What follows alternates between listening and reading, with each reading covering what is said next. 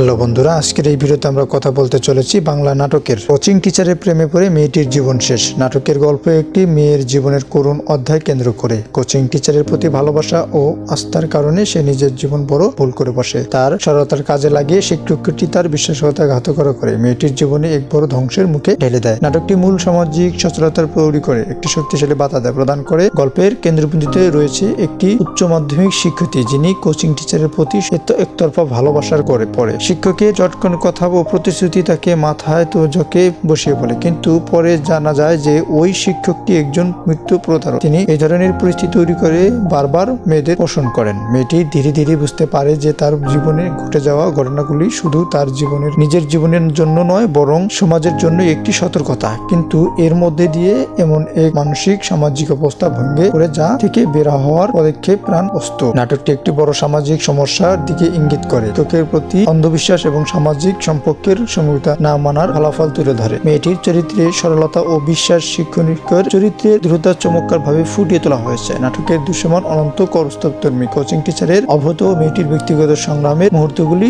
হৃদয় স্পর্শনীয়। নাটকের দর্শকদের সতর্কতা হতে শেখায় এবং শিক্ষকদের জীবনের সঠিক সিদ্ধান্ত নেওয়ার গুরুত্বপূর্ণ তুলে ধরে। একই সাথে এটি অভিভাবকের তাদের সন্তানদের প্রতি আরো যত্নবান হওয়ার আহ্বান জানানো হয়েছে। এমন একটি নাটক সমাজের প্রতিটি শ্রেণীর মানুষের সতর্কতা করেন এবং বিশেষ করে তরুণ প্রজন্মের ভালো সিদ্ধান্ত নেওয়ার প্রেরণা দেন। নাটকটি একটি গুরুত্বপূর্ণ সামাজিক সমস্যা নিয়ে কাজ করেছেন, যা অবশ্যই প্রশংসনীয় যোগ্য। যদি নাটকটি দেখে থাকেন তাহলে আপনার মতামত জানাতে ভুলবেন না। আর এমন আরো বিশ্লেষণ এবং পর্যালোচনা পেতে চোখ রাখুন আব্দুল্লাহ রিভিউ এন্ড গেম করে। আপনি যদি আমাদের চ্যানেলে নতুন দর্শক হয়ে থাকেন তাহলে আপনাকে রিকোয়েস্ট করব আমাদের চ্যানেলটি সাবস্ক্রাইব করুন এবং লাইক দিবেন এবং আপনার মতামত কমেন্টে শেয়ার করবেন। দেখা হবে পরবর্তী ভিডিওতে। সে পর্যন্ত সুস্থ থাকবেন। খোদা হাফেজ।